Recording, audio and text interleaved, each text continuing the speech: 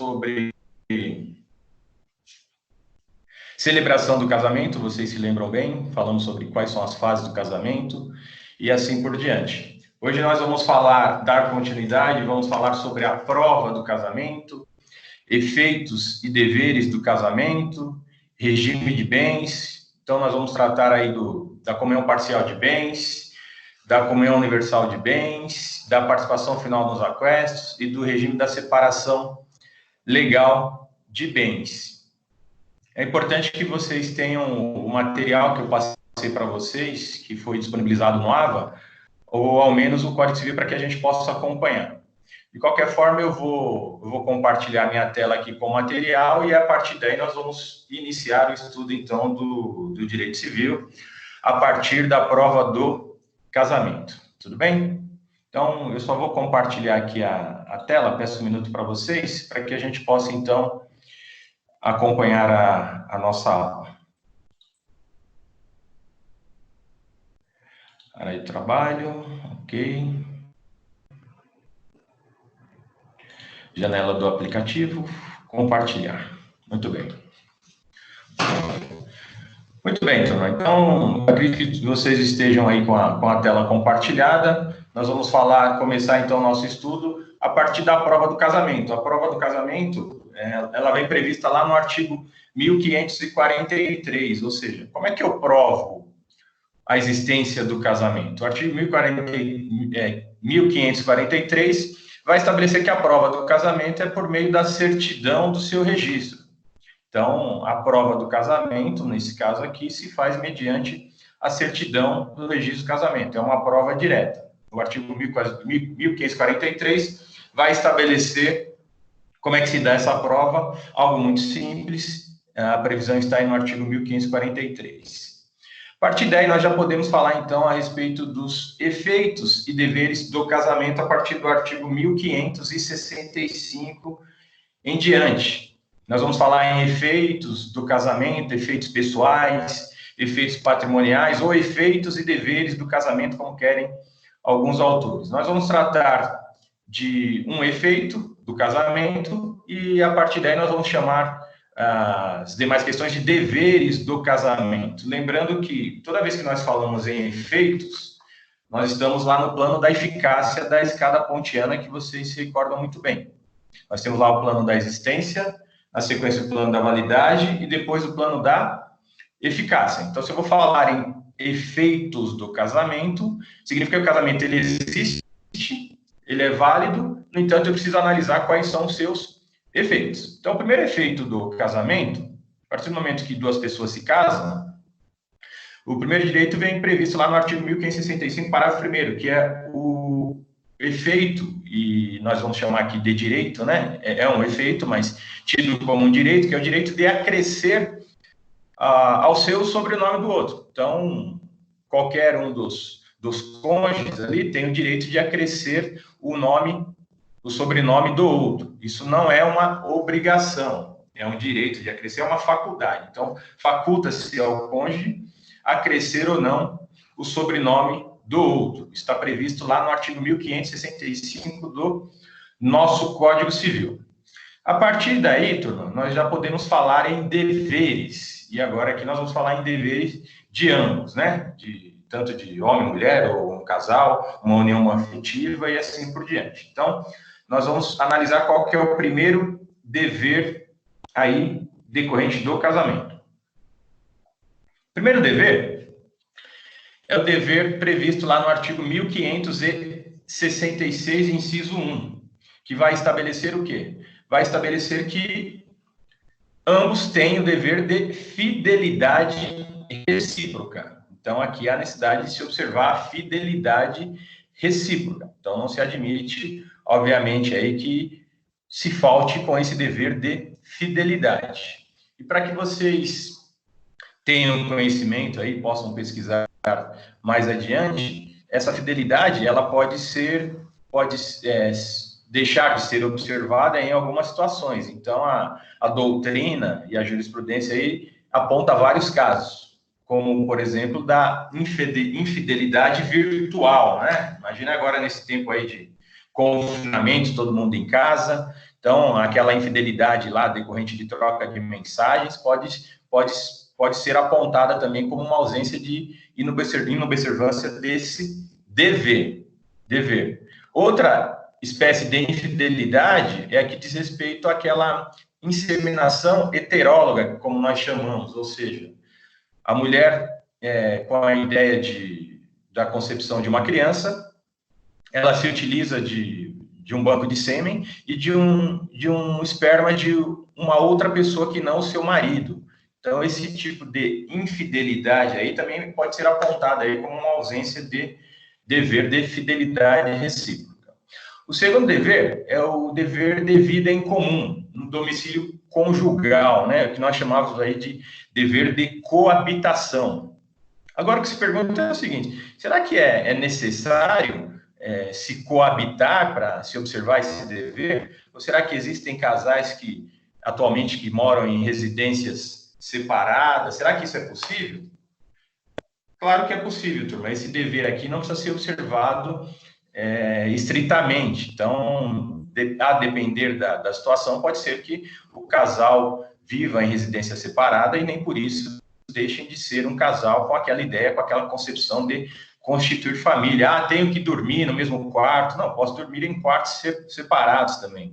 O que é importante saber aqui é que todos os deveres do casamento devem ser observados, sobretudo aquele dever, né, a ideia de constituir família, e que essa ausência eventual de coabitação não implique também na ausência do débito conjugal, né, o dever de manter relações sexuais de acordo com a doutrina aí mais atualizada. Então, isso tudo deve ser observado. Mas, como regra geral, a vida em comum deve haver aí um domicílio conjugal. Terceiro dever de mútua assistência, previsto lá no artigo 1566, inciso 3. Então, deve existir aí assistência econômica, não só assistência econômica, mas assistência afetiva e moral. Então, é dever de ambos aí prestar a assistência tanto econômica como afetiva e moral. Lembrando que nós falamos bastante sobre o afeto. Quarto dever, nós temos lá aquela previsão do artigo 1566, agora o inciso 4, o sustento de guarda e educação dos filhos. Esse dever também é imposto a ambos. Então, ambos devem sustentar os filhos, devem ter direito à guarda e à educação dos filhos. Tudo bem? Quinto dever, respeito e consideração mútua. Está previsto em lei, inciso 5 do artigo 1566. Deve haver sempre também aí o respeito e consideração entre ambos. Isso deve ser observado nas relações matrimoniais. Sexto dever, colaboração entre os cônjuges quanto à direção da sociedade conjugal. Então, é dever aí de ambos, né? Ambos devem colaborar aí com a direção da sociedade conjugal, sem distinção entre homem e mulher aí, e sempre no interesse do casal e dos filhos. Se houver algum tipo de divergência, é importante observar isso, o artigo 1567 estabelece que parágrafo único, vai estabelecer que essa divergência deve ser sanada judicialmente, mas o dever de direção da sociedade conjugal aí é de ambos. Então, não, quem manda lá em casa é a mulher, quem manda não, é o homem. A lei estabelece que o dever é de direção da sociedade conjugal é de ambos. Tudo bem? 5, 6, sétimo dever, eventualmente, aí o artigo 1570 do Código Civil vai estabelecer que, eventualmente, a administração da sociedade conjugal e a direção da família poderão ser exercidas exclusivamente por um cônjuge. Mas vejam, aqui é tida como exceção, eventualmente. Em quais situações? Situações bem específicas, previstas lá no artigo 1570. A primeira hipótese é aquela em que um deles estiver em lugar remoto ou não sabido. Então, você não sabe onde é que está um dos cônjuges, você vai permitir que a direção da administração da sociedade seja exercida exclusivamente por um. Em caso de 2, encarceramento por mais de 180 dias. Então, se um deles estiver encarcerado, a lei estabelece que a direção da sociedade aí pode ser direcionada a um deles, né? E a última hipótese é a hipótese na qual um deles esteja interditado judicialmente ou privado, né, de consciência em virtude de enfermidade ou acidente. Então, veja, esses aqui são basicamente os deveres dos cônjuges. O primeiro efeito, eu diria, de acrescer o nome, o sobrenome do outro, como nós vimos. Os deveres são esses deveres aqui que nós apontamos como 7 deveres: fidelidade recíproca, vida em comum no domicílio conjugal, mútua assistência, sustento, guarda e educação dos filhos, respeito e consideração mútuos, colaboração entre os cônjuges quanto à direção da sociedade conjugal. Eventualmente, a sociedade pode ser administrada aí por um, nas hipóteses lá apontadas no artigo 1570. O que fica para a reflexão de vocês, turma, é o seguinte: nesse primeiro dever aqui de fidelidade recíproca, será que, se não houver a observância desse dever, será que cabe algum tipo de indenização? Será que é possível falar na prática de algum ato ilícito? A responsabilidade é contratual ou extracontratual? Contrato é um casamento ou não é? Nós já vimos que contrato pode ter uma natureza na sua instituição, de uma forma, a natureza jurídica de uma forma, mas na sua essência ser um contrato. A ausência do dever de fidelidade recíproca importa, então, em responsabilidade para aquele que violou esse dever? Há direito, por exemplo, ao dano moral? Será que eu posso aplicar o artigo 186 ou o artigo 927? Então, fica aí a reflexão para vocês.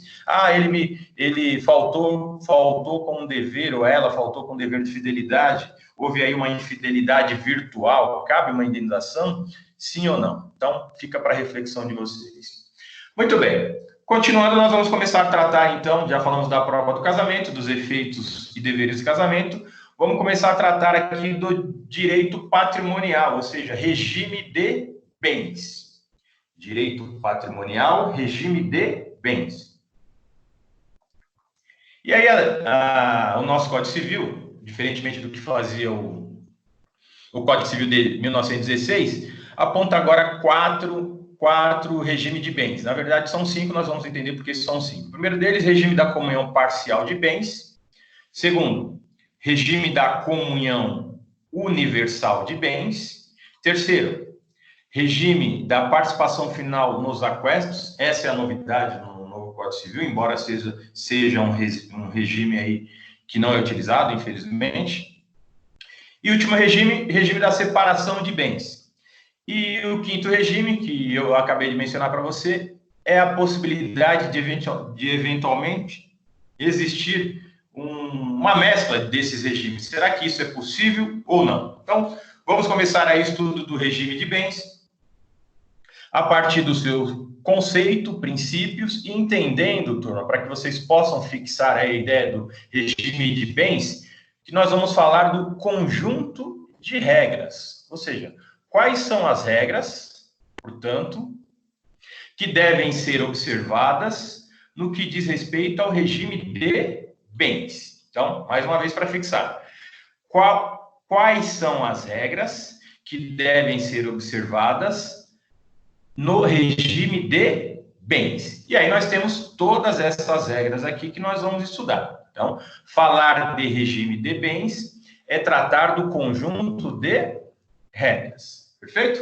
Então, muito bem. Vamos começar aí, então, pelo conceito. O que vem a ser aí o conceito de regime de bens, para que a gente possa, na sequência, começar a falar sobre os seus princípios. Então, a doutrina vai apontar que o conceito de regime de bens é o seguinte: é o regime matrimonial de bens, sendo aquele podendo ser entendido como conjunto de regras relacionadas com os interesses patrimoniais ou econômicos resultantes da entidade familiar, sendo, portanto, as suas normas, em regra, de ordem privada.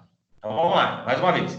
Conjunto de regras relacionadas com interesses patrimoniais ou econômicos resultantes da entidade familiar. Ou seja, exatamente o que eu mencionei aqui para vocês. Nós vamos estudar neste tópico quais são as regras que devem ser observadas a depender de cada regime de bem ou de bens que for escolhido aí pelo casal. Muito bem. E aí, para começar a estudar o regime de bens, nós vamos começar estudando os seus princípios. Será que eu devo observar algum princípio específico? Será que a doutrina aponta algum regime de bem específico aí a ser observado? Sim, a resposta é sim, nós vamos ver a partir de agora. Muito bem. Primeiro princípio. Princípio da autonomia privada. O que vem a ser esse princípio da autonomia privada dentro aqui do estudo do regime de bens?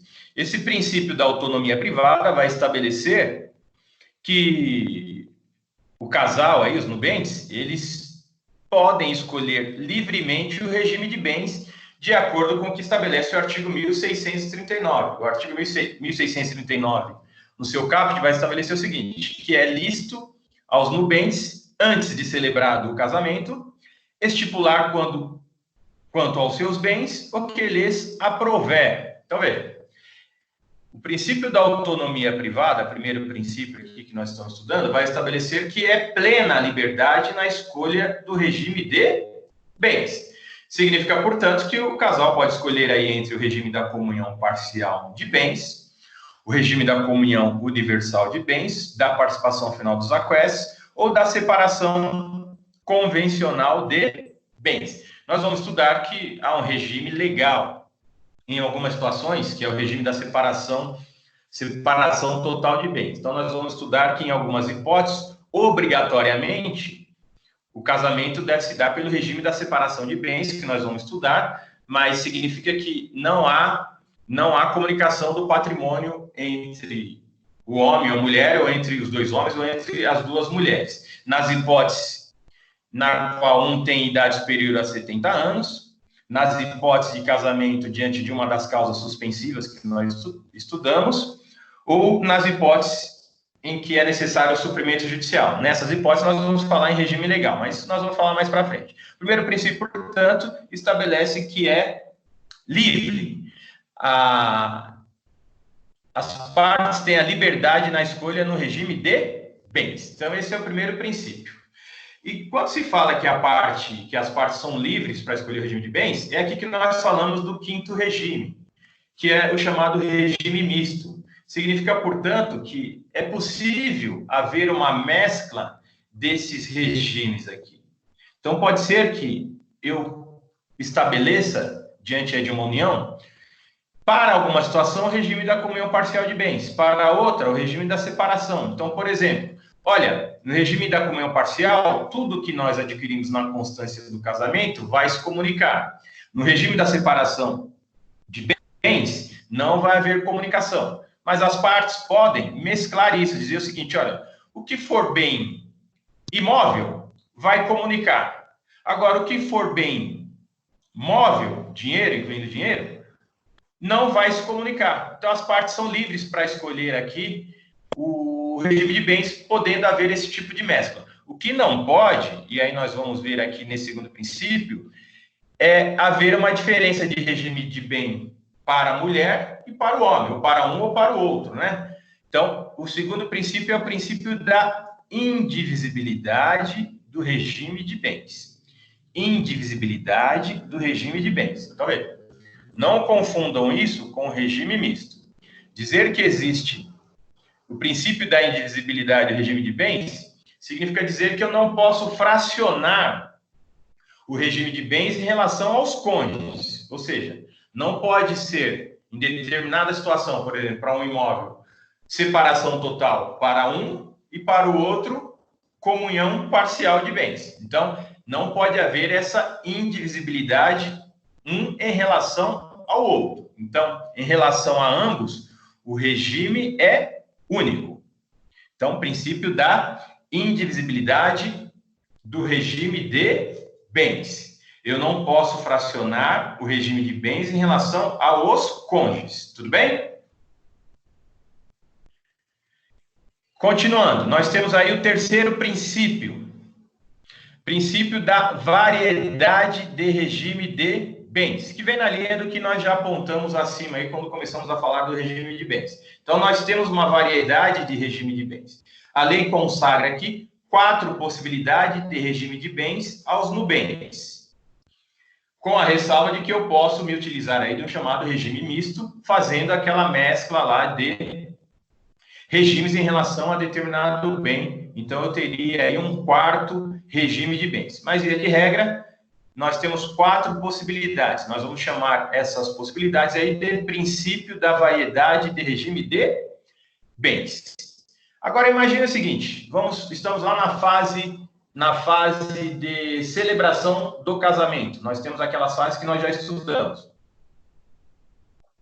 E é exatamente naquela fase da celebração do casamento que as partes devem decidir por qual regime adotar. Olha, nós vamos adotar o regime da comunhão parcial, da comunhão universal de bem, ou da participação final dos aquestos, ou será o regime da separação de bens, ou eventualmente, aí, como nós falamos, um regime misto. Então, vamos imaginar que as partes não digam nada a respeito do regime de bens. Nós vamos estudar na sequência que é necessário fazer, em algumas situações, um pacto antinupcial. Então, vamos imaginar que as partes não digam nada, simplesmente levaram a documentação ao cartório, manifestaram o desejo, manifestaram a vontade livre, consciente, deliberada lá de se casar, e não disseram nada a respeito do regime de bens. O que a lei vai dizer nessa situação? A lei vai dizer, turma, que nesta hipótese, o regime legal, ou seja, o regime legal ou supletivo ou supletório, como aponta aí o professor Flávio Tartucci, será o regime da comunhão parcial de bens. Então, ou seja, no silêncio das partes, irá prevalecer o regime da comunhão parcial de bens. Ou seja,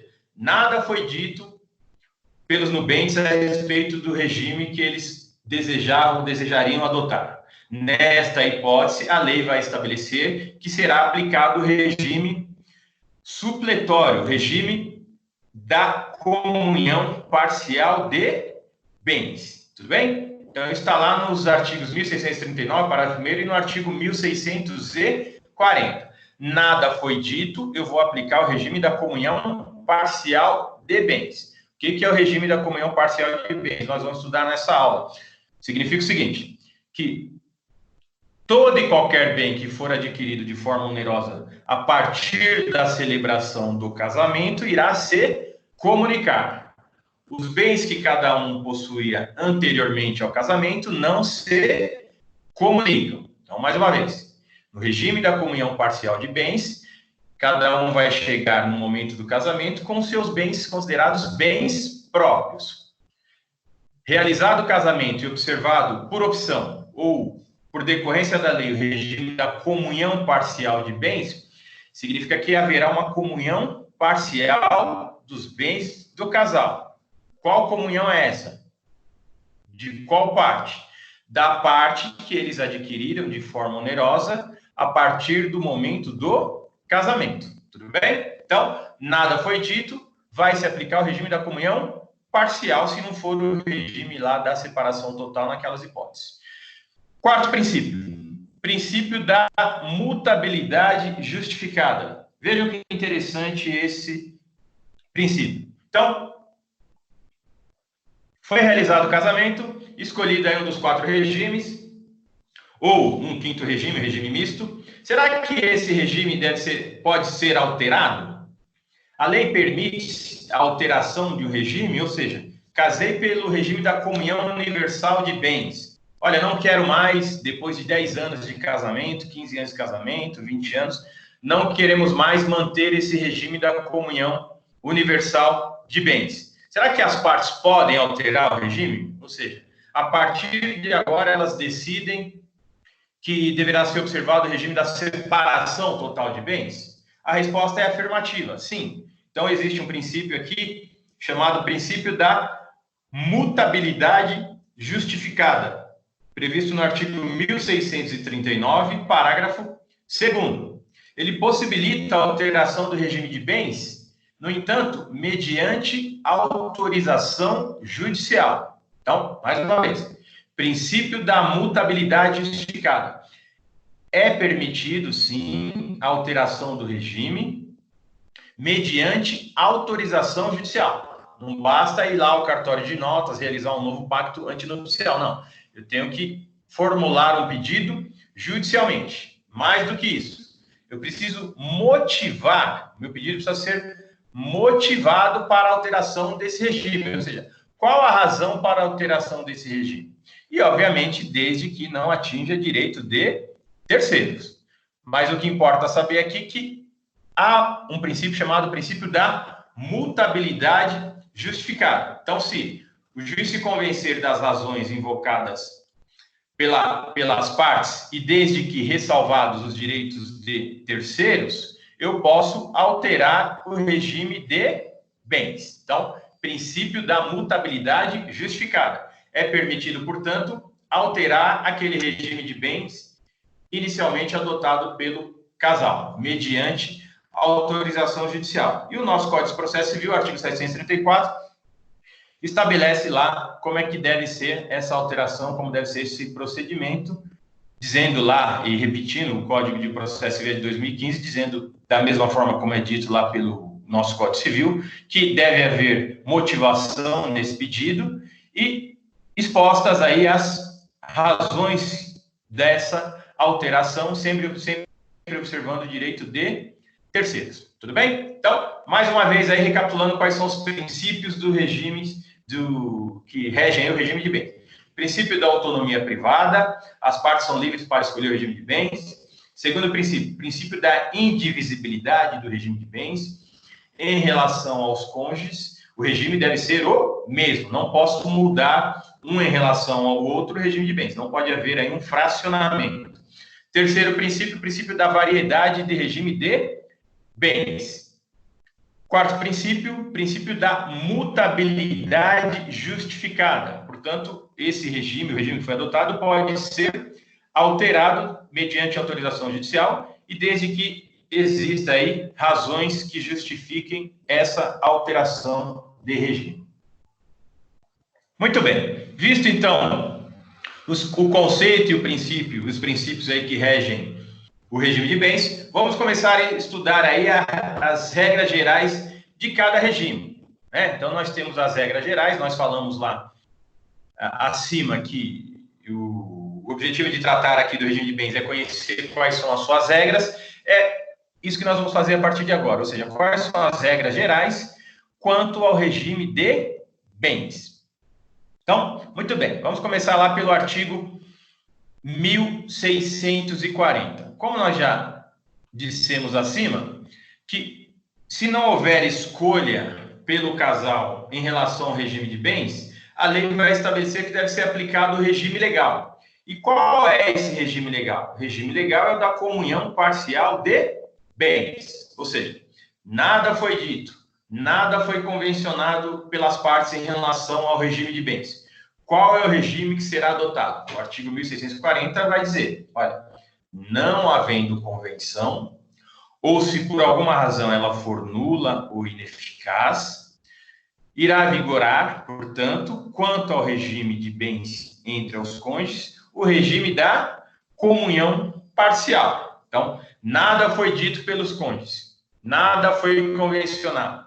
Qual regime será aplicado automaticamente? Será aplicado o regime da comunhão parcial de bens. E nesse ponto, o Código Civil alterou aí o regramento, porque o Código 16 estabelecia que se não houvesse convenção em relação ao regime de bens, aplicava-se o regime da comunhão universal de bens. O Código de 2002 alterou essa regra, que se estabelece, portanto, que o regime legal é o regime da comunhão parcial de bens. Tudo bem? Então, nada sendo convencionado em relação ao regime, aplica-se o regime da comunhão parcial. O parágrafo único, turma, vai trazer aqui um regramento importante, dizendo o seguinte, que os nubentes podem, em qual momento? No processo de habilitação, vocês devem se recordar muito bem que a habilitação é uma das fases lá do casamento, para a realização do casamento. Então, eles podem, no processo de habilitação, optar por qualquer dos regimes que este código regula, ou seja, qualquer um daqueles regimes. Quanto à forma, ou seja, de que forma que se faz essa opção? Vai se reduzir a termo a opção pela comunhão parcial. Então, se as partes, então, desejarem reduzir a termo. Vai se realizar o pacto antinupcial por escritura pública nas demais escolhas. Então, o que significa isso? Olha, as partes querem o regime da comunhão parcial. Desejamos fazer. Vai ser realizado um termo dizendo que eles desejam se casar pela comunhão parcial. Nas demais hipóteses, ou seja, nas demais escolhas, quais demais escolhas? Regime da comunhão universal de bens, regime da participação final dos aquestos, o regime da separação de bens ou no regime misto, obrigatoriamente nós vamos ter que fazer o pacto antinupcial. Tudo bem? Então, mais uma vez, para que vocês possam fixar. Nada sendo estabelecido, aplica-se o regime da comunhão parcial. Ah, quero que seja o regime da comunhão parcial. Vou reduzir a termo e vou dizer isso para o juiz. Se eu quiser adotar qualquer um dos outros regimes, um dos outros 3 regimes, obrigatoriamente vamos ter que fazer um pacto antinupcial por meio de escritura pública. Esse pacto antinupcial é feito no cartório de notas. Perfeito? Então, a primeira regra geral é: não escolhido o regime, aplica-se o regime da comunhão parcial. Agora, será que eu posso, em algumas situações, eu tenho que observar obrigatoriamente um outro regime? Nós falamos aqui que a regra geral é a seguinte: não escolhi o regime, vai se aplicar o regime da comunhão parcial de bens. Agora, será que a lei traz alguma obrigatoriedade de se observar algum outro regime? Sim, ela traz, com base no artigo 1641. Nós estudamos lá as causas suspensivas do casamento. Causas suspensivas são causas de anulabilidade. O código vai dizer o seguinte, olha, não devem casar. Vocês se lembram bem disso. Então, não devem casar pessoas em tais situações. Olha, aquela que não se divorciou ainda, aquela que ainda não se separou depois de não passado determinado tempo. Então, são aquelas causas suspensivas. Não significa que a lei impede o casamento. Ela diz que não é aconselhável, ou seja, não devem se casar. Então, o artigo 1641 vai dizer o seguinte, olha, se eu não observar as causas suspensivas, portanto, se eu me casar em alguma situação diante de uma causa suspensiva, obrigatoriamente o artigo 1641 vai estabelecer que o regime deve ser o regime da separação de bens. Então, não observei uma causa suspensiva. Obrigatoriamente, o casamento será por meio do regime legal, regime da separação de bens. Melhor dizendo, não regime legal, regime da separação de bens legal, porque tem o regime da separação de bens convencional, que é aquele que nós desejamos nos casar pelo regime da separação.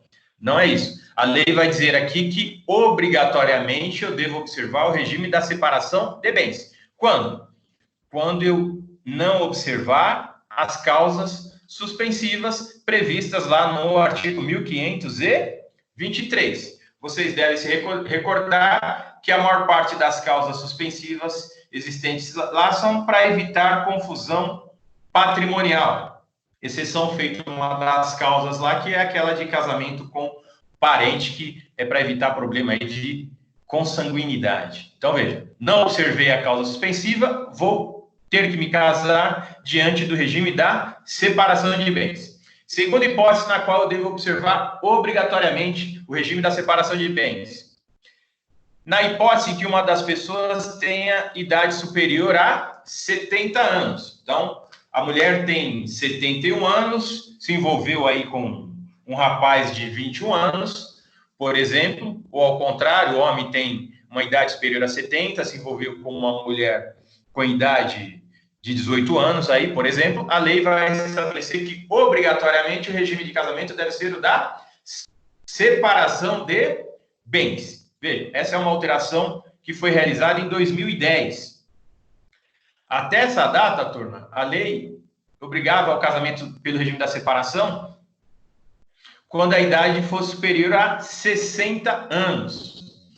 A expectativa de vida, como nós sabemos, aumentou com o passar do tempo, Então, houve uma pressão da sociedade no sentido de aumentar a idade até 70 anos. Não vamos nos surpreender se essa idade for aumentada aí com o passar do tempo para 80 anos por conta do aumento da expectativa de vida do brasileiro. Há quem critique esse dispositivo, dizendo que isso tira aquele princípio da autonomia privada, tira a liberdade de escolha em relação ao regime de bens, dizendo que esse dispositivo é um dispositivo anacrônico aí. Mas o fato é que se alguém tiver idade superior a 70 anos, o regime obrigatório é o regime da separação de bens.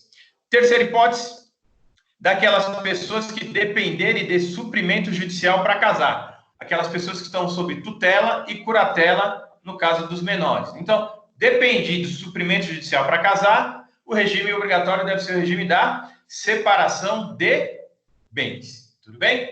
Agora nós temos aqui, turma, uma súmula extremamente importante que traz bastante discussão aí no regime da separação obrigatória de bens.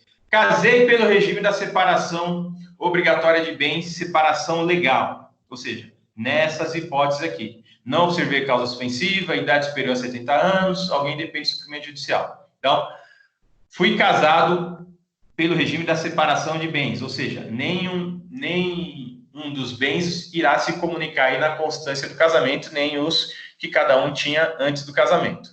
A súmula 377 do STF vai estabelecer o seguinte, que no regime da separação legal, ou seja, nessas hipóteses do 1641, comunicam-se os bens adquiridos na constância do casamento. Então, veja, a súmula estabelece o contrário, vai dizer que vai se comunicar. O que é preciso observar aqui? É preciso observar e é preciso provar aí o que nós chamamos de esforço comum. Então, se eu provar, ainda que seja no regime da separação legal, que houve esforço comum, né, a lei vai estabelecer aí que é possível haver comunicação. Então, provei que há esforço comum aí na aquisição de bens, ainda que seja no regime da separação legal. A lei vai estabelecer que é possível aí haver comunicação. A lei não, a jurisprudência, a súmula 377. Isso traz uma confusão imensa porque vai em confronto com a lei estabelecida. A lei estabelece que não se comunicam os bens. A súmula diz que estabelece. Na prática, deve se provar aí que houve esforço comum. Olha, eu ajudei na aquisição desse bem imóvel. Eu trabalhei na empresa e essa empresa auferiu lucro e com esse lucro nós conseguimos adquirir bens. Então, vira uma bela de uma discussão. Importante lembrar, portanto, da essência dessa súmula. Tudo bem? Outra regra geral aqui. Seja qual for o regime de bens, ou seja, não importando o regime de bens adotado, seja qual for um deles, alguns atos podem ser praticados por qualquer um dos cônjuges, independentemente do regime de bens. Então, quais são os atos que podem ser praticados por qualquer um dos cônjuges, independentemente do regime de bens? Vamos ver aí. São atos relacionados à administração geral, das economias domésticas e dos bens individuais do casal. Então, nós temos aqui alguns atos aqui, nós elencamos 8 atos, aqui todos previstos aí no 1642, 1647, 1643 do Código Civil. Primeiro ato que pode ser praticado, então, independentemente do regime de bens. Então, atos de disposição e administração necessários ao desempenho de sua profissão com as devidas exceções legais. Então, cada um tem a sua profissão, cada cônjuge aí pode praticar atos de disposição e administração necessários ao desempenho de sua profissão. Não precisa dar anuência da outra parte para realizar esse ato. Livremente, esse ato pode ser praticado. Próximo ato. Administrar bens próprios. Então, eu posso administrar o bem que eu possua em meu nome. Então, a administração pode ser exercida tranquilamente, sem a necessidade de consultar o outro. Obviamente, aí é razoável consultar, mas eu posso administrar os meus bens que eu possuo, ou que eu eventualmente possua, individualmente. Posso também fazer o quê? Desobrigar ou reivindicar os imóveis que tenham sido gravados ou alienados sem o consentimento ou sem o suprimento judicial. Outra regrinha aí que tem a ver com eventual discussão judicial. Desobrigar ou reivindicar imóveis que tenham sido gravados ou alienados sem o consentimento ou sem o suprimento judicial. Posso realizar isoladamente esse ato. Próximo ato, também judicialmente. Demandar a rescisão de contratos de fiança e doação ou invalidação do aval, realizados pelo outro com infração do disposto no artigo 1647. É, portanto, uma regra processual. Demandar, né? Então, posso ajuizar uma ação que vise aí a rescisão de contratos de fiança e doação. Posso também fazer o quê? Reivindicar bens comuns, móveis ou imóveis, doados ou transferidos pelo outro cônjuge ao concubino, desde que provado que os bens não foram adquiridos pelo esforço comum deste, se o casal estiver separado de fato por mais de 5 anos. Olha que regra interessante. Eu posso reivindicar móveis e imóveis que foram doados pelo outro cônjuge ao concubino. Nós vimos essa regrinha lá quando tratamos lá das causas suspensivas do casamento e daquelas hipóteses em que não se pode casar, né? Então, fiz uma doação ao concubino, ao amante, né? Se eu provar que não foi adquirido pelo esforço comum deles, e se o casal estiver separado de fato por mais de 5 anos, eu posso reivindicar esses bens comuns isoladamente. Posso também praticar atos que não forem vedados expressamente pela lei, isso não precisaria nem ser dito, né? Não posso praticar atos contrários à lei. Posso comprar a crédito coisas necessárias à economia doméstica, então posso realizar um crédito lá, é necessário aí para a economia do casal, então posso comprar, não preciso da anuência do outro cônjuge. Posso também obter empréstimo em quantias que a aquisição dessas coisas possa exigir. Que coisas? Essas aqui relacionadas à economia doméstica. Então, posso ir lá fazer um crediário para comprar, para adquirir essas coisas relacionadas à economia doméstica. Então, posso realizar um empréstimo, sim. Tudo bem? Então, o que é importante observar? Que essas regrinhas aqui previstas nas alíneas G e H, elas estão relacionadas com a economia doméstica, como nós vimos aqui. E, neste caso, turma, fui lá e comprei alguma coisa relacionada à economia doméstica, comprei mediante empréstimo ou mediante um crediário. O artigo 1644 vai estabelecer que, neste caso, haverá solidariedade entre ambos em relação a essas dívidas. Isso tem a ver lá com o direito das obrigações que nós já estudamos. Haverá solidariedade passiva. Então, não importa que somente um foi lá e fez aquisição de coisas necessárias à economia doméstica. Se houver inadimplemento, vai haver solidariedade passiva, ou seja, ambos irão responder por essa dívida aqui. Tudo bem? Haverá, portanto, solidariedade. Prosseguindo aí. Nós vimos aqui quais são os atos que podem ser realizados, podem ser praticados por qualquer um deles, não importando o regime de bens. Foram todos esses atos aqui que nós vimos. Agora, existem outros atos que nenhum deles pode, sem autorização do outro, praticar, exceto no regime da separação absoluta. Então, é regime da separação absoluta, posso praticar os atos sem consultar outra parte. Não é regime da separação absoluta, eu não posso praticar sem autorização do outro os atos previstos aqui no artigo 1647. Então, veja, ressalvado o disposto no artigo 1648, nenhum dos cônjuges pode, sem a autorização do outro, então, sem obter a autorização do outro, exceto no regime da separação absoluta, o que eu não posso fazer? Eu não posso alienar ou gravar de ônus real os bens imóveis. Então, não posso constituir, por exemplo, uma hipoteca num bem imóvel e pegar um empréstimo sem autorização do outro. Então, preciso de um empréstimo, vou lá dar em hipoteca o bem no banco ou em alienação fiduciária. Se não houver autorização da outra parte, eu não posso.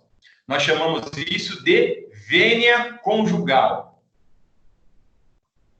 que é vênia conjugal? É obter a autorização do outro cônjuge para realizar um ato que a lei impede. Então, para alienar ou gravar de ônus real um bem imóvel, eu preciso da vênia conjugal. Antigamente, isso era chamado de outorga uxória, no caso da mulher, ou outorga marital, no caso do homem. Essas expressões caíram em desuso e nós chamamos isso de vênia conjugal. O que é vênia conjugal? Obter a autorização do outro para realizar um ato que a lei impede. Então, se eu quiser alienar, vender ou gravar de ônus real, eu preciso da autorização do outro, exceção feita no regime da separação absoluta de bens. O que eu também não posso fazer? Não posso pleitear como autor ou réu, não posso ingressar, portanto, com uma ação, sendo autor ou réu, acerca desses bens ou direitos. Então, relacionado a alienar ou gravar bens imóveis, eu não posso pleitear isso sem autorização do outro. Eu preciso da vênia conjugal. Também não posso o quê? Prestar fiança ou aval. De igual forma, também não posso fazer, com base no que estabelece o inciso 4 do 1647, não posso fazer doação de bens comuns ou des que possam integrar futura meação. Não posso fazer uma doação sem autorização do outro, exceto no regime da separação absoluta. A lei traz uma exceção aqui que é a doação remuneratória, que vocês já estudaram também, que é aquela que visa contemplar a outra parte.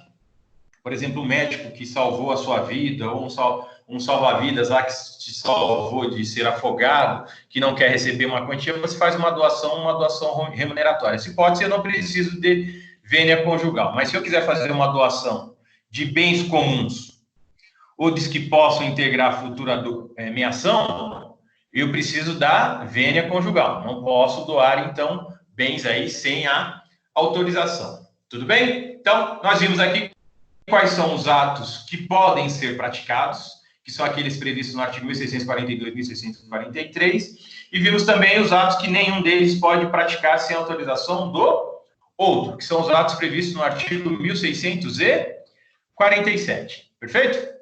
Muito bem. Pacto antinupcial que nós falamos acima. Então, vou me casar e vou realizar um pacto antinupcial. Vamos ver aí o seu conceito e quais são as suas regras.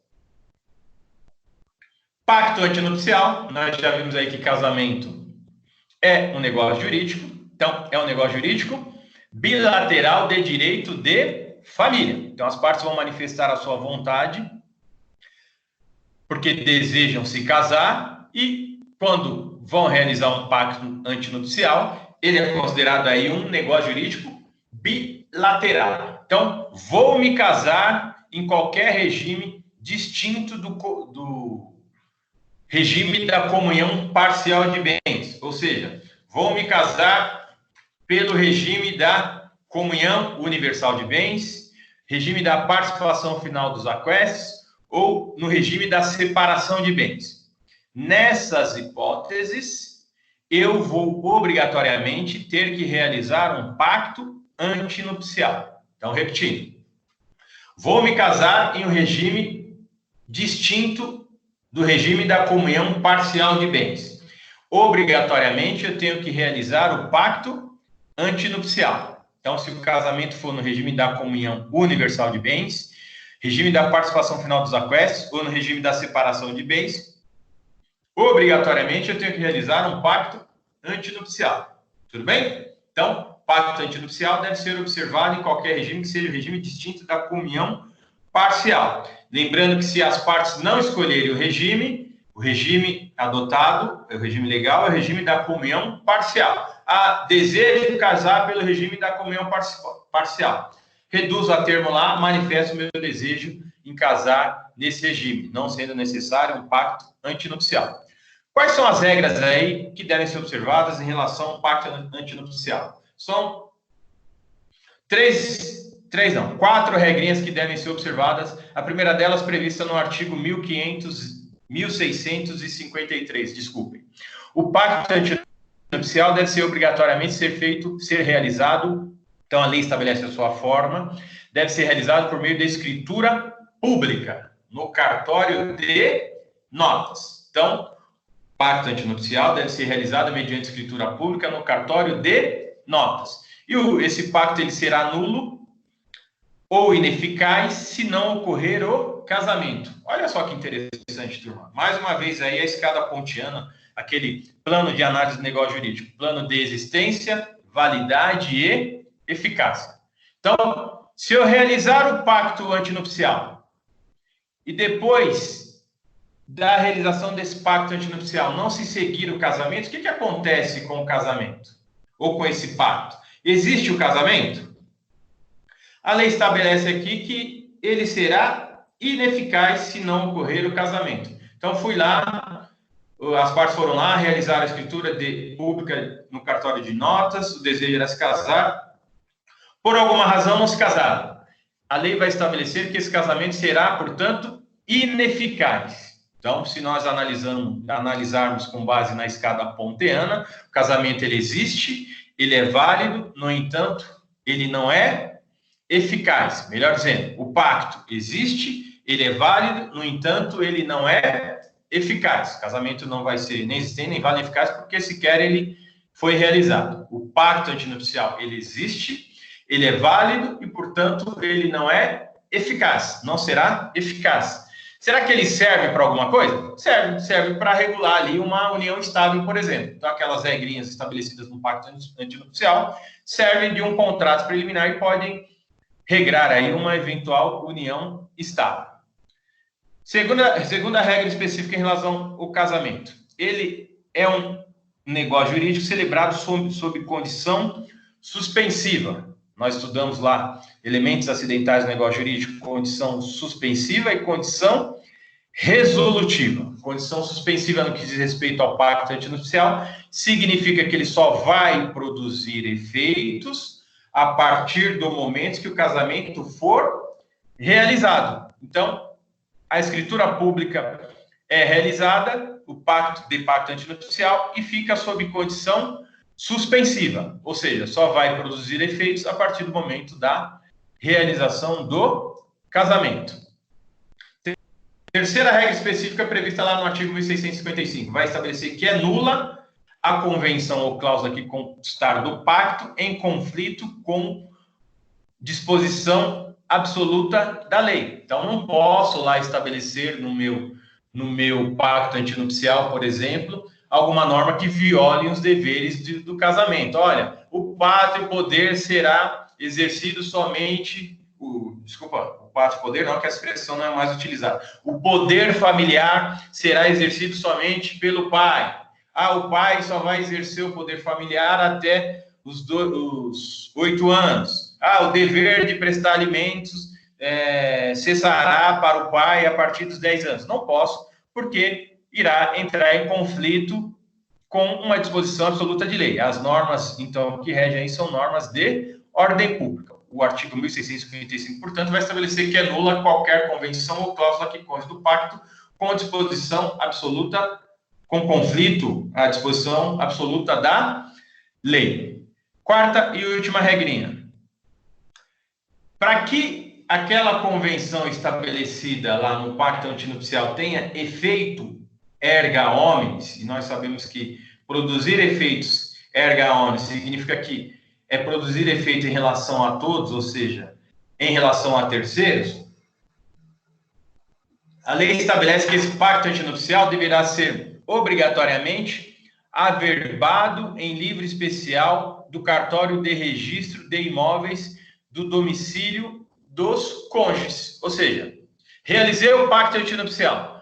Para que esse pacto, que tem validade em relação a ambos, para que ele tenha validade em relação a terceiros, ou seja, para que tenha efeito erga omnes, no que diz respeito aos imóveis, a lei estabelece que eu devo obrigatoriamente averbar esse pacto antinupcial lá no cartório de registro de imóveis. Se eu não averbar, esse pacto existe, é válido e eficaz em relação aos cônjuges, no entanto, em relação a terceiros, ele não vai produzir os seus efeitos. Essa regra prevista no artigo 1657 se refere apenas a bens imóveis do casal. Tudo bem? Então, recapitulando, pacto antinupcial é um negócio jurídico bilateral, deve ser realizado quando o regime de bens for distinto da comunhão parcial, e nós temos 4 regrinhas específicas no que diz respeito ao pacto antinupcial. Ele deve ser realizado mediante escritura pública no cartório de notas, é realizado mediante condição suspensiva, ou seja, só começa a produzir efeitos a partir do momento em que houver a realização do casamento, é nula qualquer convenção ou disposição que ofenda aí disposição absoluta de lei, porque as normas são de ordem pública. E quarta, última regrinha, para que tenha efeito em relação a terceiros, produzir efeito erga omnes, eu devo registrar isso no cartório de registro de imóvel do domicílio do casal. Isso no que diz respeito aos imóveis do casal. Importante fazer esse registro para que terceiros tenham conhecimento aí das cláusulas estabelecidas no pacto antinupcial. Muito bem. Avançando aí, nós já chegamos na metade da nossa aula, um pouco mais, vamos falar um pouquinho sobre aí as regras especiais quanto ao regime de bens. Quais regimes de bens? Quais são as regras especiais?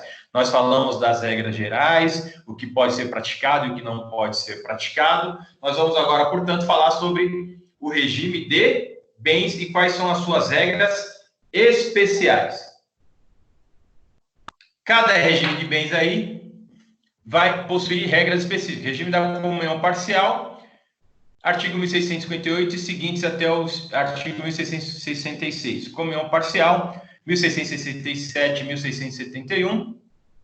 Participação final dos aquestos, 1672. E regime da separação total de bens, 1687 e 1688. Eu vou interromper o compartilhamento aqui para que a gente possa falar um pouquinho a respeito desses regimes, utilizando aí a nossa videoaula. Muito bem, deixa eu ativar aqui para que vocês possam ver que o professor está aqui. Tudo bem?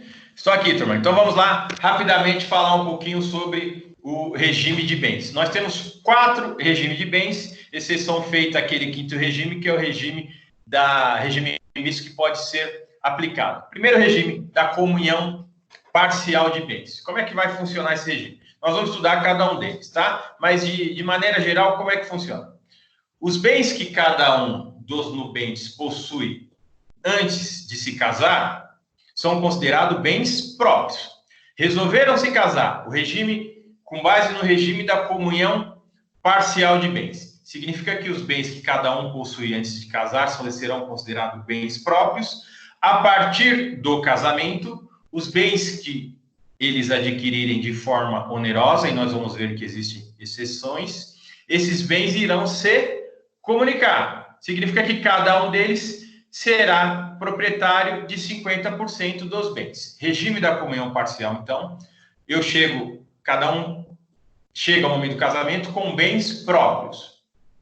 Constituído o casamento, a partir do casamento, todos os bens que eles adquirirem passarão a ser de propriedade de ambos, aqueles bens adquiridos de forma onerosa. Essa é a regra geral no que diz respeito ao regime da comunhão parcial. Regime da comunhão universal de bens. Então, nós temos do regime da comunhão parcial, que se comunica parte dos bens adquiridos a partir do casamento, e vamos para o regime, então, agora da comunhão universal de bens. Regime da comunhão universal significa o seguinte: tanto marido e mulher, tanto os 2 homens ou as 2 mulheres, seja qual for o bem que eles possuírem antes de se casar, com o casamento no regime da comunhão universal de bens que deve ser feito mediante a escritura do pacto antinupcial, todos os bens irão se comunicar. Então, se a mulher possui bens lá estimados em 10 milhões de reais, o marido, por alguma razão, não possui bem nenhum. A partir do momento do casamento, 5 milhões será da mulher, 5 milhões será do homem. Os 5 milhões será de um e 5 milhões será do outro. Haverá aí uma comunicação, uma comunhão universal dos bens. Todos os bens passarão a ser do casal em partes iguais. Tudo bem? Terceiro regime de bens, participação final dos aquestos. Esse é um regime novo, importado lá do direito francês, do direito europeu. O legislador entendeu por bem incluir esse regime de bens no nosso Código Civil. Infelizmente, não foi uma boa ideia, porque é um regime que não é adotado na prática. Eu, particularmente, nunca vi nenhum casamento com base nesse regime. Ele é uma mescla do regime da comunhão parcial com o regime da separação de bens. Então, o casal chega no casamento com bens próprios, a exemplo do que existe no regime da comunhão parcial de bens. Eles se casam e estabelece que alguns bens, e aí eles vão estabelecer no regime do casamento, da participação final dos aquestos, eles estabelecem que, se houver separação do casal, alguns bens irão se comunicar e outros não. E como é que eles vão fazer essa divisão? Eles devem fazer uma contabilidade durante todo o regime de casamento. Olha, esse bem foi adquirido com produto do meu trabalho, então eu comprei, está planilhado aqui. A outra parte vai dizer a mesma coisa, olha, esse bem foi adquirido com o fruto do meu trabalho. Então, eles, durante todo o período do casamento, e aí, então, imagine, né? Nosso Código Civil é de 2002, alguém que se casou nesse regime já está há 18 anos nesse regime. Então, mensalmente tem que fazer uma planilha e estabelecer que, em eventual separação, eles irão fazer uma divisão comum em relação a esses bens. Por isso que nós chamamos de participação final dos aquestos. O que significa isso? Os bens adquiridos na constância do casamento, alguns bens, desde que comprovado que eles participaram de forma igualitária, ou comum, ou dividida, aí um pode ter contribuído com 70%, outro pode ter contribuído por 70%. No momento da separação, eles farão a divisão, participação final dos aquestos. Tudo bem? É um regime, como disse, pouco utilizado. Na verdade, eu nunca vi um regime disso, e pelos colegas, pelo que nós sabemos aí, é um regime que, na verdade, não é utilizado, infelizmente. E quarto e último regime, que é o regime da separação total de bens. O que é o regime da separação total de bens, turma? Todo e qualquer bem, seja anterior ao casamento ou posterior ao casamento, será separado individualmente. Então, cada um vai possuir o seu bem antes do casamento ou depois do casamento. Regime da separação total de bens. Muito bem, vamos voltar lá para o nosso conteúdo, para que a gente possa acompanhar, então, cada um desses regimes. Então, eu vou encerrar aqui o nosso compartilhamento para que a gente possa voltar lá para a nossa matéria, tá? Para o nosso conteúdo. Então, eu vou compartilhar aqui a nossa disciplina. Vamos lá. Compartilhar. Ok. Regras especiais quanto ao regime. Nós falamos basicamente em cada um dos regimes. Vamos falar, então, regime da comunhão parcial de bens, previsto no artigo 1658. Ele é chamado, como nós vimos, de regime legal ou supletivo. Por quê? Se as partes não escolherem qual regime adotar, a lei estabelece que será o regime da comunhão parcial. Como é que funciona esse regime? Nós acabamos de falar aqui. Eu utilizei, inclusive, uma figura aí utilizada pelo professor Flávio Tartucci, está no livro dele, quem tiver vai perceber a semelhança. Então, comunicam-se os bens havidos durante o casamento. Então, as partes chegam ao momento do casamento com os seus bens próprios. Todo bem que for havido durante o casamento irá se comunicar. Claro que nós temos algumas exceções, com exceção dos incomunicados que estão previstos no 1658, que nós vamos ver na sequência, tá? Então, antes do casamento, cada um possui, o marido possui o seu bem, a mulher possui o seu bem, ou, se for uma união afetiva aí, cada um possui o seu bem, e depois do casamento, eles vão possuir bens comuns, vão adquirir bens comuns. Então, esses bens comuns aqui irão se comunicar. Então, basicamente é isso. Comunicam-se os bens havidos durante o casamento. Importa saber, obviamente, aí quais são as exceções, o que não se comunica. Então, não escolher o regime de bens. Regime vai ser o regime da comunhão parcial, que estabelece que se comunica os bens havidos durante o casamento. Então, não escolhi é o regime da comunhão parcial. Ou escolhi mediante termo, é o regime da comunhão parcial. Se comunicam os bens havidos durante o casamento. O que se exclui aí? O que não vai se comunicar? Nós vimos que se comunicam os bens, exceto os incomunicáveis. Quais são os bens incomunicáveis? São os previstos aqui no artigo 1659. O que não irá se comunicar? Prestem bastante atenção, turma. É o momento que a gente consegue aqui tirar uma série de dúvidas. E eu não disse no começo da aula, mas se ao final da aula alguém tiver alguma dúvida aí, eu estou à disposição para poder sanar aí na medida dos questionamentos, tá? Após a nossa aula, mediante aí mensagem, mediante e-mail, estarei sempre à disposição. Mas vamos lá. Excluem-se da comunhão. Em primeiro lugar, inciso 1. Os bens que cada um possuir ao casar. Então, obviamente que foi dito. Chegamos ao casamento, cada um possui os seus bens. Ah, eu tenho um carro, eu tenho uma casa quitada lá, isso é meu, isso exclui da comunhão. E, aqui vem a observação importante.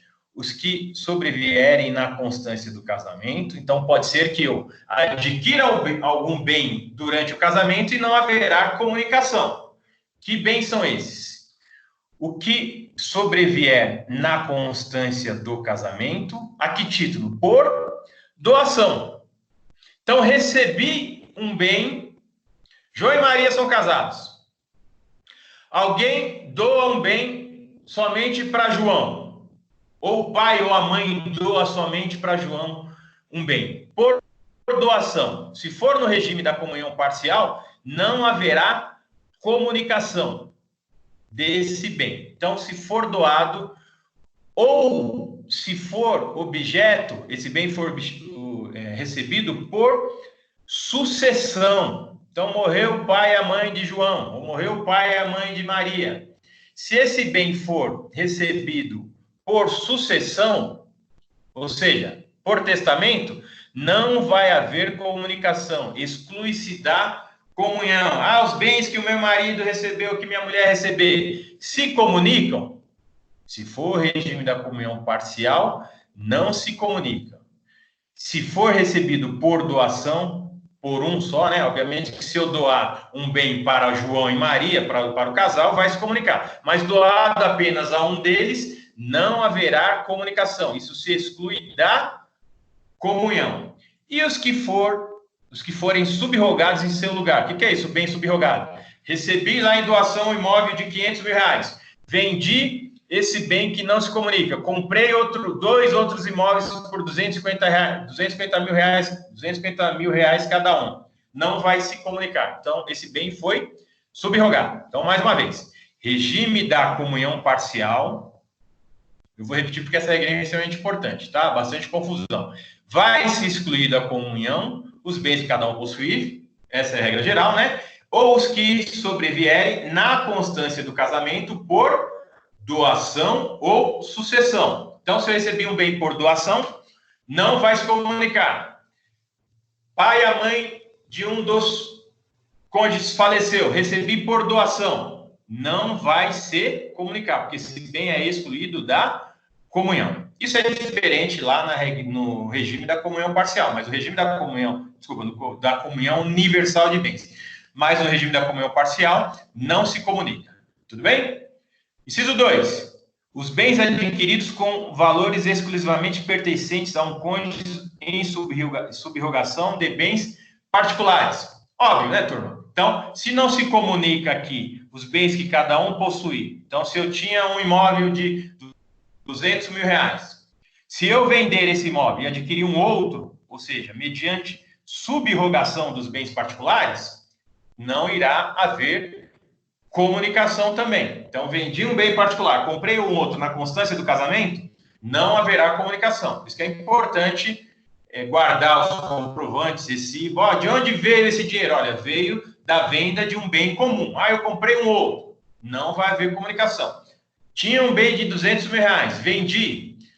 vamos comprar juntos aí um bem de 500 mil reais. Utilizei aqueles 200. Então, eu vou fazer a conta e eventual separação lá no final, no bem e eventual separação do casal. Quanto que eu contribuí? Contribuí com 200 mais metade dos 300. Então, faço a continha, não vai haver comunicação. É importante ter tudo guardado aí, comprovar que foi adquirido exclusivamente pertencente a um do cônjuge em subrogação dos bens particulares, tá? A lei fala pertencente a um dos cônjuges, mas eu posso fazer essa comprovação aí de que eu gastei, contribuí com o produto da venda daquele meu bem particular com determinada quantia, tá?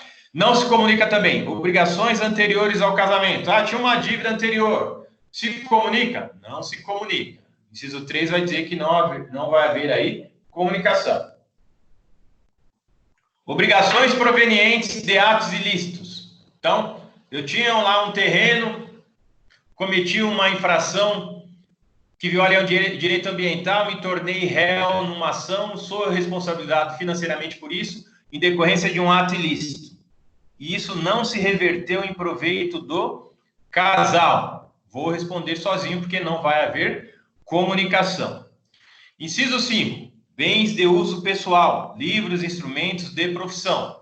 Não se comunica, tá? Ah, eu quero metade lá do seu vestido, da sua calça, do seu sapato. Não, é bem de uso pessoal, não se comunica. Inciso 6.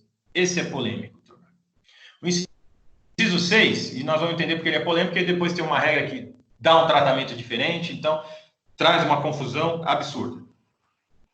Os proventos do trabalho pessoal do cônjuge. Então, salário. Se comunica ou não se comunica? A lei está dizendo que não se comunica. Mas como é que eu adquiro bens na constância do casamento? É com qual valor, né? Não é com o valor do meu salário, do meu provento? Não é contraditório, então, dizer que os proventos do trabalho pessoal de cada cônjuge não se comunicam? Ah, fiz uma poupança durante o casamento, tanto marido, tanto mulher fizeram uma poupança e compraram o imóvel. Esse imóvel vai se comunicar? Vai se comunicar, porque foi adquirido na constância do casamento. Aí vem a lei que diz que os proventos do trabalho pessoal do cônjuge, pessoal não se comunica. Como é que nós vamos compatibilizar essa situação? Ah, não, ele guardou no colchão o valor decorrente do provento do trabalho dele. Ah, não vai se comunicar? Ah, o outro guardou. Ah, não, mas se eles compraram bem. Então, isso é bastante polêmico, nós vamos voltar aqui, tá? A lei está dizendo que não se comunica. Na prática, eu não tenho como separar o que foi adquirido na constância do casamento de forma onerosa com os proventos do trabalho. Então, isso fica bastante complicado. Vai piorar quando nós tratarmos aí das exclusões nos outros regimes de bem. Mas vamos lá. Continuando. As pensões, os meios soltos, montepios e outras rendas semelhantes. A lei está dizendo que não se comunica também. Então, muito bem. Regime da comunhão parcial de bens, não excluindo da comunhão, tudo que está lá no artigo 1659. Aí o 1660 vai dizer o que entra, né? O que vai entrar na constância do casamento. Então, aqui que nós vamos ter a polêmica lá do que se exclui e o que entra. O 1660 vai dizer o seguinte, que entra na comunhão os bens que forem adquiridos na constância do casamento. Aquilo que nós já falamos. A título oneroso. Por que título oneroso, turma? Porque nós vimos lá que se eu receber um bem a título gratuito, ou seja, mediante doação ou mediante sucessão, não entra. Perfeito? Por isso que a lei fala aqui que os bens adquiridos na constância do casamento por título oneroso. Recebi a título gratuito por doação ou por sucessão, não entra. Ainda que só em nome de um dos cônjuges. Então, não vai entrar. Então, vai entrar, melhor dizendo, tudo que foi adquirido a título gratuito. Ainda que em nome de um dos cônjuges. Ah, comprei uma casa na constância do casamento. É o regime da comunhão parcial de bens. Só em nome de um dos cônjuges. Entra na comunhão dos bens. Tudo bem? Todo bem que for adquirido a título oneroso, ainda que em nome de um dos cônjuges. 2. Bens adquiridos por fato eventual, com ou sem concurso ou despesa anterior. Aqui entra aquela situação bastante comum. Joguei na loteria, recebi o prêmio. Vai se comunicar com o outro cônjuge? Vai se comunicar. É isso que nós chamamos de fato eventual. Então, recebi lá 30 milhões da loteria. Ali vai dizer que entra na comunhão. Os bens adquiridos por fato ou eventual. Com ou sem concurso de trabalho ou despesa anterior. Houve contribuição ou não do outro cônjuge. Não importa. Foi adquirido por fato eventual, entra na comunhão. Tudo bem? É aqui que muitos falam o seguinte, olha, 30 milhões, pega a sua parte, eu fico com a minha, você fica com a sua, e cada um segue a sua vida. Isso não acontece, viu, turma? Isso é lenda. Vamos lá. 3. Os bens adquiridos por doação, herança ou legado. Preste atenção aqui. Lá nós falamos que não entra na comunhão, que foi adquirido por doação, ou herança, ou legado. Qual que é a diferença aqui para entrar na comunhão? A doação, a herança foi em favor de ambos. Então, se o bem foi doado em favor de ambos, obviamente que vai entrar na comunhão. Em favor de ambos. Se foi em favor de um dos cônjuges, o regime da comunhão parcial não entra na comunhão. 3.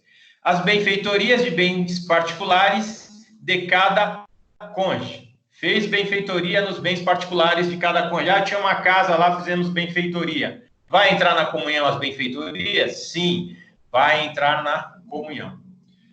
Quinta regrinha aqui para entrar ou não na comunhão.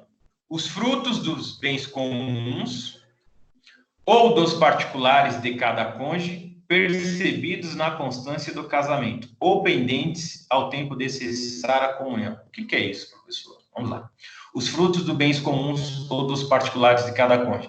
Nós não vimos aqui que não se comunicam os bens que cada cônjuge possui na constância do casamento, ou melhor dizendo, antes do casamento, ou recebidos ali por doação ou por sucessão? Não se comunica. No entanto, se comunicam os frutos. Tenho 10 imóveis antes do casamento, ou recebidos por doação ou herança, que não se comunicam, pela regrinha lá do 1659. No entanto, os frutos, ou seja, os aluguéis, se comunicam. Então, os frutos dos bens comuns ou dos particulares de cada cônjuge percebidos na constância do casamento ou pendentes ao tempo de cessar a comunhão. Então, os frutos dos bens comuns ou particulares entram na comunhão. E aqui entra uma discussão que tem a ver lá com os proventos lá que cada um possui. Imaginem que o que cada um possua lá, né? Lá no 1659, né? Os proventos do trabalho pessoal de cada cônjuge. Será que há alguma confusão aqui com frutos, né? E aí o que se questiona, e verbas trabalhistas pleiteadas por um dos cônjuges durante a união? FGTS, se comunica? Previdência privada. Então, verbas trabalhistas pleiteadas durante a constância do casamento. FGTS, previdência privada. A doutrina e a jurisprudência se divide, tá? Mas o que nós temos visto, acompanhado na prática aí, que há comunicação. Então, pleiteei verbas trabalhistas lá na constância do casamento, recebi uma indenização lá trabalhista de 100 mil reais, 200 mil reais. Vai haver separação. Se comunica ou não se comunica?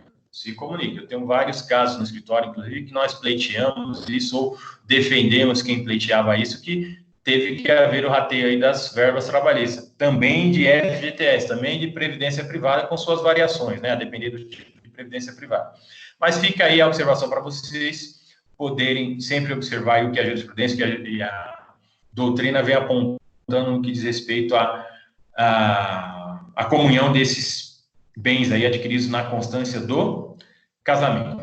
E aí o 1661 vai dizer que são incomunicáveis bens cuja aquisição se tiver por título uma causa anterior do casamento. Então, a mesma regrinha geral. Tudo bem? Então, regime da comunhão parcial, 1658, bem-havidos durante o casamento se comunicam.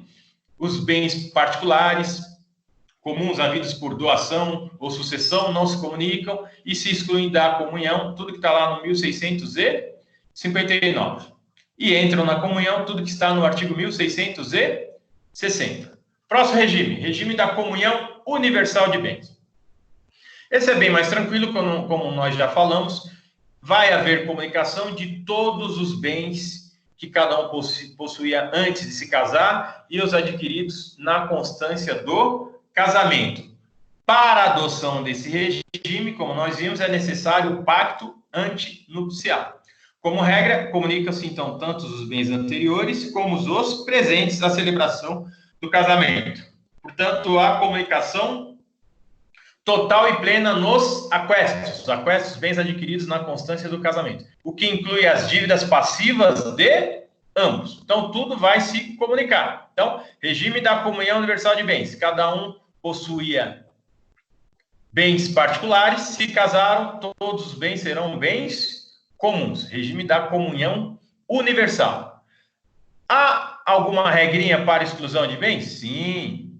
Vai haver a possibilidade aí de exclusão de alguns bens. Isso vem previsto lá no artigo 1668, é importante não confundir com o regime da comunhão parcial. Aqui é diferente, no que diz respeito à doação e bens recebidos por herança. Então, são excluídos da comunhão. Veja, os bens doados e os herdados. Com qual ressalva? Ressalva de cláusula de incomunicabilidade. Então, é diferente da comunhão parcial de bens. Lá, recebeu mediante doação ou herança, não se comunica. Aqui também não irão se comunicar os bens doados ou os herdados, desde que exista o que nós chamamos de cláusula de incomunicabilidade. Então, é muito comum lá, os pais irão doar o bem para a filha ou para o filho, e não gosta do genro, não gosta da nora, não quer que exista comunicação.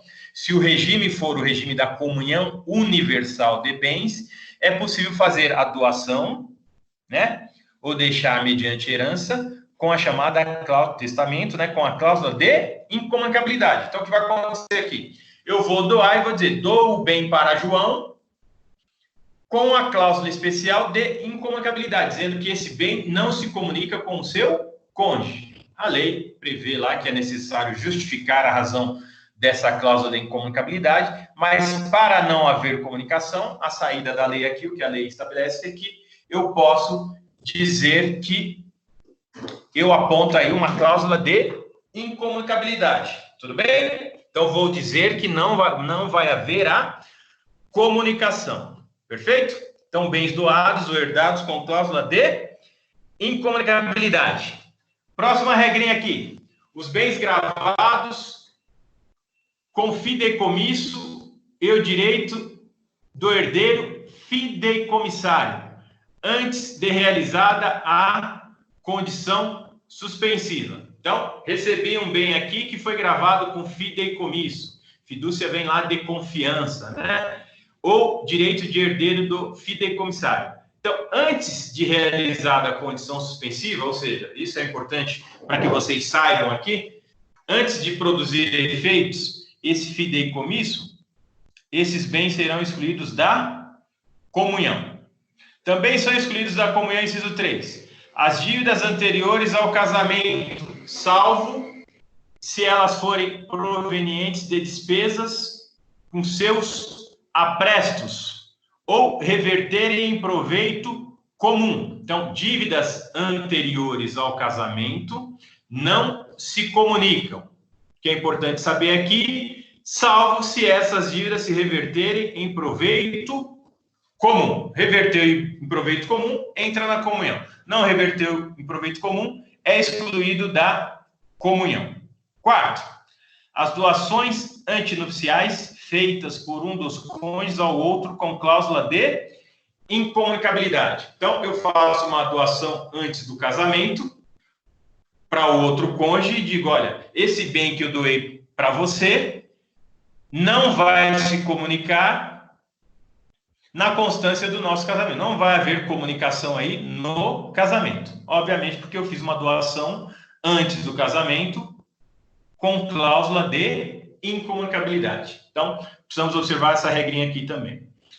E também não vai entrar na comunhão, ou seja, será excluída a comunhão, os bens referidos nos incisos 5 a 7 do 1659, que nós vimos acima, ou seja, bens de uso pessoal, livros, instrumentos de profissão, proventos de trabalho de cada um, pensões em geral. Olha outra confusão aqui. O regime da comunhão universal de bens diz que se exclui, até aqui tudo bem, bens de uso pessoal, livros, instrumentos de profissão, e também os proventos de trabalho de cada um e pensões em geral. Cai na mesma discussão, olha, os proventos se comunicam ou não se comunicam? Me utilizei dos proventos para adquirir bens na constância do casamento. Claro que vai haver comunicação, perfeito? E aí o 1669 vai dizer que a incomunicabilidade dos bens enumerados no artigo antecedente não se estende aos frutos, quando se percebam ou vençam durante o casamento. Então, ainda que não haja comunicação aqui no regime da comunhão universal de bens, seja bens doados, herdados com cláusula de comunicabilidade, ainda que não haja comunicação, a lei vai dizer também que nessa hipótese, essa ausência de comunicação não se estende aos frutos, aquela mesma hipótese lá da comunhão parcial de bens. Os frutos, portanto, se comunicam, desde que sejam percebidos durante o casamento. Então, recebo aluguéis lá de bens que não se comunicam. Os frutos irão se comunicar. Tudo bem? Regime da comunhão universal de bens, todos os bens se comunicam, anteriores e posteriores ao casamento.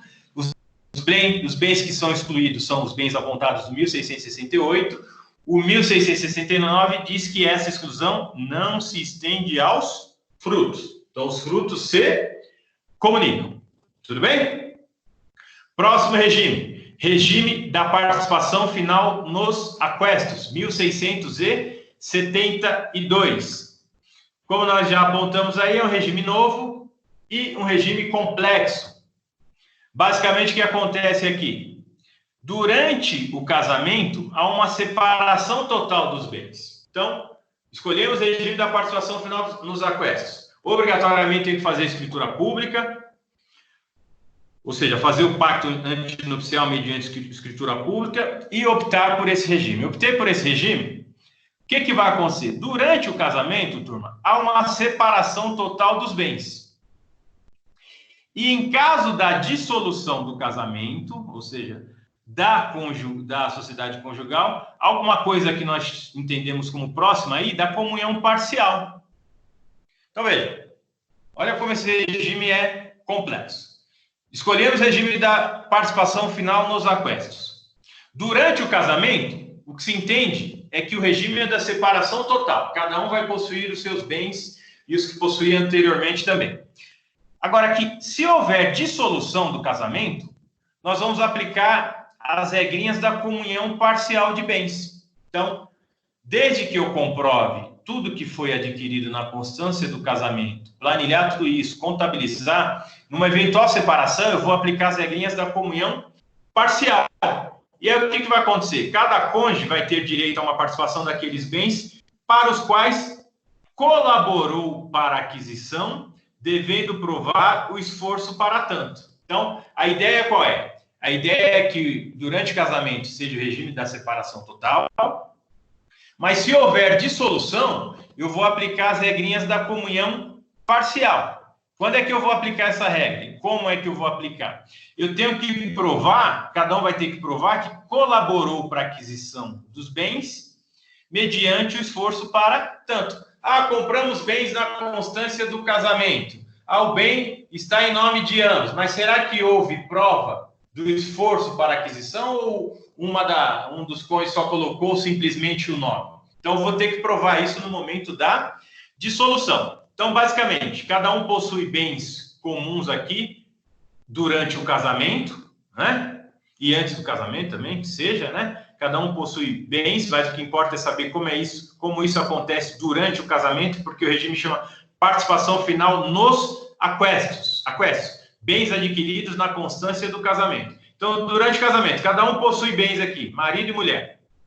Se for dissolvido o casamento, ou a sociedade conjugal, eu vou provar aqui o que, em relação ao bem do marido ou da mulher, ou de um ou de outro, aqui numa união homoafetiva, o que eu conseguir provar que foi adquirido com o meu esforço, será dividido entre ambos, haverá a comunicação. Então, é um regime diferenciado que estabelece basicamente essas regras. Mais uma vez, durante o casamento, cada um adquire bens em seus nomes. Se houver a dissolução do casamento ou da sociedade conjugal, em caso de separação, é permitido, é garantido o direito para cada um dos cônjuges comprovar que houve esforço comum e qual a medida, qual o tamanho desse esforço para que haja a participação. Ah, esse bem que está em seu nome, olha, eu ajudei a comprar. Se eu ajudei a comprar, eu vou comprovar como é que foi essa minha ajuda, qual foi o meu esforço comum, com quanto que eu contribuí e faço a divisão. E uma regra extremamente importante, turma, o que é esforço comum, né? Esforço para tanto. Vamos imaginar que o homem trabalha e a mulher não trabalha, a mulher trabalha e o homem trabalha. Será que é considerado esforço comum ficar em casa, cuidando dos filhos, cuidando da casa, né? Cuidando do marido, ou cuidando da mulher, ou cuidando do outro cônjuge? Então, vai se entender aí que isso também pode ser considerado esforço comum. Olha, eu te dei todo o apoio durante o casamento para que você exercesse a sua profissão, estive sempre ao seu lado. O que a lei vai afastar sempre é o que nós chamamos de parasitismo, né? Então, o homem não pode ficar em casa sem fazer nada, absolutamente nada. A mulher também ficar em casa sem absolutamente nada. Ter uma profissão e não trabalhar, né? Não auxiliar. Então, o parasitismo pode ser provado aí para afastar o esforço comum, tá? E como regrinha aqui da participação final dos aquestos, vai dizer o seguinte aqui, ó. Sobrevindo, por isso que esse regime é importante só nos aquestos, na participação final dos aquestos, porque ele tem importância no caso da separação. Então, sobrevindo a dissolução da sociedade conjugal, vai se apurar o montante dos aquestos. Ou seja, o que nós adquirimos na constância do casamento? Vou fazer a apuração. E vou excluir da soma dos patrimônios, por isso que eu tenho que contabilizar corretamente, adequadamente, planilhar tudo isso. Eu vou excluir da soma dos patrimônios o quê? Os bens adquiridos anteriores ao casamento ou os que, em seu lugar, se subrogaram.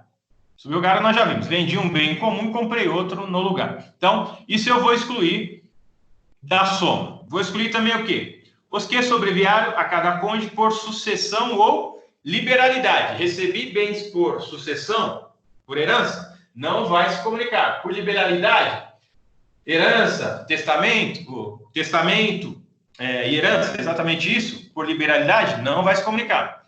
As dívidas relativas a esses bens. Quais bens? Esses bens mencionados aqui no inciso 1 e no inciso 2.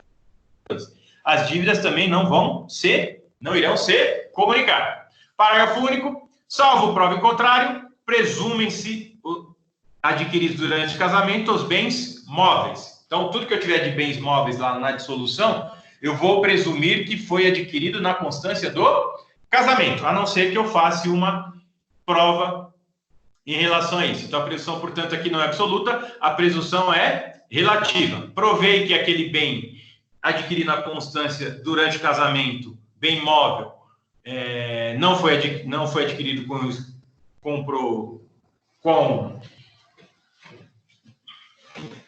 só um minuto. Que aquele bem não foi adquirido pelo esforço do casal, não vai haver comunicação. A presunção, portanto, então, admite prova em contrário.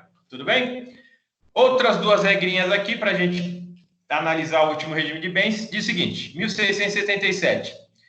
Pelas dívidas posteriores ao casamento, contraídas por um dos cônjuges, somente este responderá. Então, adquirir dívidas antes do casamento. Somente aquele que adquiriu vai responder, salvo prova de terem revertido parcial ou totalmente em benefício do outro. Então, veja como a prova aqui sempre é importante.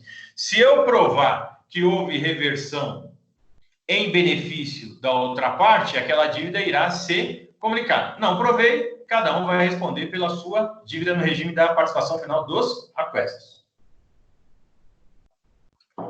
Regrinha do 1678. Se um dos cônjuges solveu uma dívida do outro com bens do seu patrimônio, o valor do pagamento deve ser atualizado e imputado na data da dissolução, ameação do outro cônjuge. Então, veja, é um regime, turma, que exige que a todo momento se faça a contabilidade dos valores que foram gastos aí por cada um dos cônjuges. Essa regrinha bem demonstra isso, do 1678. Então, se um deles pagar uma dívida do outro com bens do seu patrimônio, bens móveis ou imóveis, né, seja com dinheiro ou com a venda de um imóvel, o valor do pagamento deve ser atualizado e imputado quando?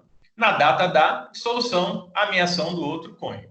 Por isso que é um regime chamado de participação final dos aquestos. Como nós apontamos lá em cima, durante o casamento é uma separação total de bens, ou seja, cada um tem o seu bem aqui. Mas, no caso da dissolução da sociedade conjugal, fica algo próximo da comunhão parcial, admitindo-se que cada um comprove o quanto contribuiu para a aquisição daquele bem. Tudo bem? Então, esse é o regime da participação final dos aquestos. Último regime, regime da separação total de bens, para que a gente possa finalizar, então, a nossa primeira videoaula aí a respeito de direito de família. O que vai dizer o regime da separação de bens previsto no artigo 1677? Ele vai dizer que o regime da separação de bens, estipulada a separação de bens, estes permanecerão sob a administração exclusiva de cada um dos cônjuges, que poderá o quê? Livremente alienar ou gravar de ônus real. Então, veja, somente no regime da separação de bens, cada cônjuge pode alienar, pode vender o seu bem ou gravar de ônus real livremente, sem necessitar da chamada vênia conjugal que nós falamos. Ou seja, não preciso da autorização do outro para alienar o meu bem. E o regime da separação, ele pode ser convencional. Então, significa o seguinte: vamos nos casar, vamos. Qual vai ser o regime escolhido? Vamos nos casar no regime da separação de bens. Significa que as partes convencionaram, deliberaram livremente escolher o regime da separação de bens. Esse, portanto, é o regime escolhido pelo casal.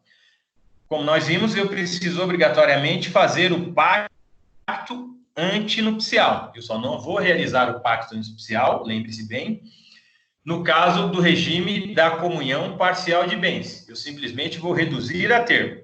Qualquer outro regime, seja regime da comunhão universal, participação final dos aquestos ou da separação de bens, eu preciso do pacto antinupcial.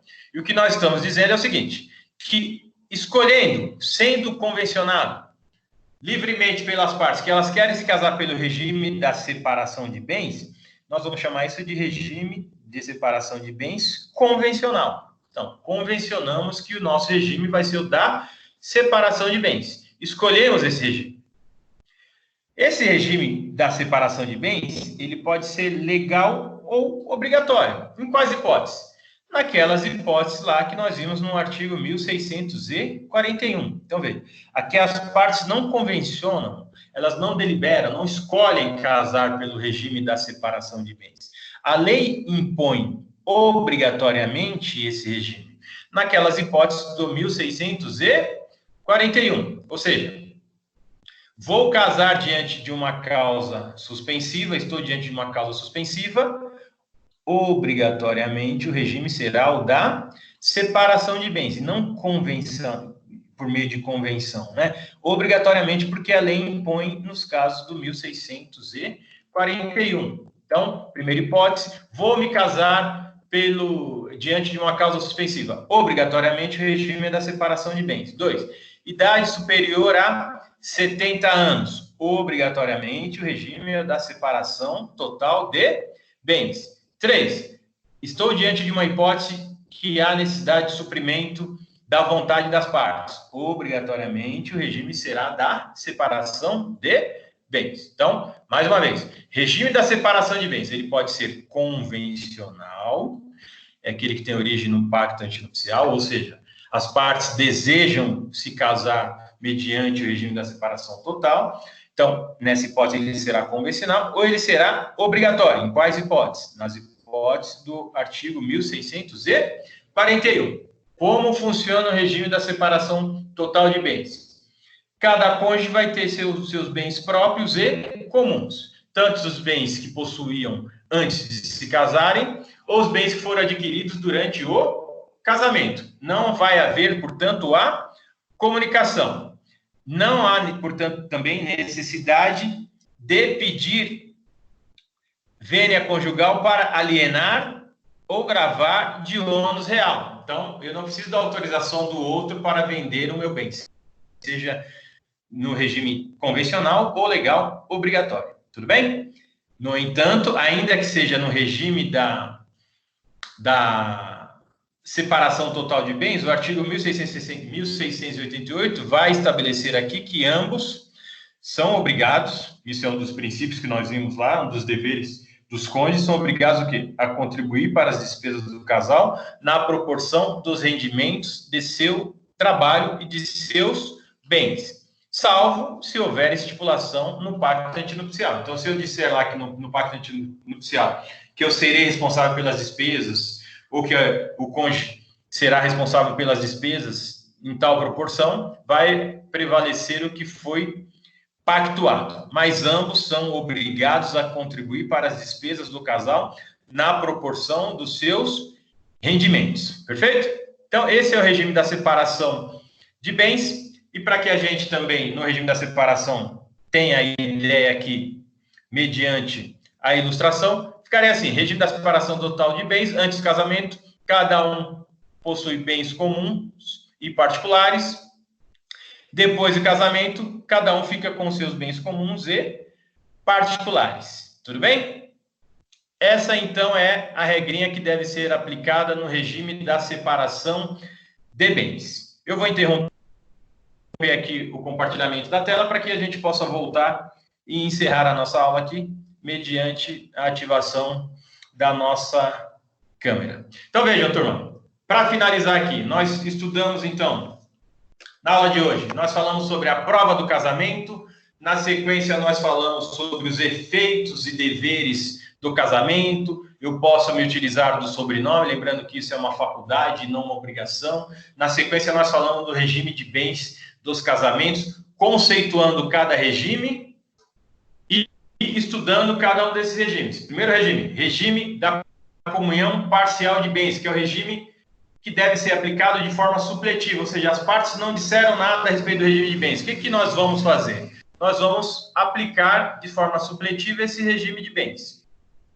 Segundo regime, regime da comunhão universal de bens. Terceiro, regime da participação final dos aquestos. E terceiro regime, regime da separação total de bens. Lembrando que existe o que nós chamamos aí de regime misto. Eu posso, em algumas situações, mesclar esses regimes, desde que, obviamente, não exista afronta ao princípio da indivisibilidade. Não pode ser diferente para um cônjuge e para outro, né? De uma forma para um e diferente para o outro. Mas eu posso mesclar. Posso dizer que, em relação aos bens móveis, o regime adotado é o regime da comunhão parcial, ou da separação total, melhor dizendo. E em relação aos bens imóveis é o da comunhão universal, e vice-versa. Posso fazer isso, por isso que nós entendemos aí na prática que pode ser adotado o chamado regime misto. Tudo bem? Espero que todos tenham entendido a nossa aula de hoje. Qualquer dúvida, eu estarei à disposição aí por WhatsApp ou por e-mail. E com isso nós encerramos a nossa aula de hoje. Muito obrigado pela participação de vocês. Se na próxima semana essa situação em relação ao coronavírus ainda se mantiver, nós nos encontraremos aqui novamente. Caso contrário, o nosso encontro será pessoalmente. Então, muito obrigado a todos vocês pela participação. Um forte abraço e bons estudos para vocês. Cuide-se. Até mais.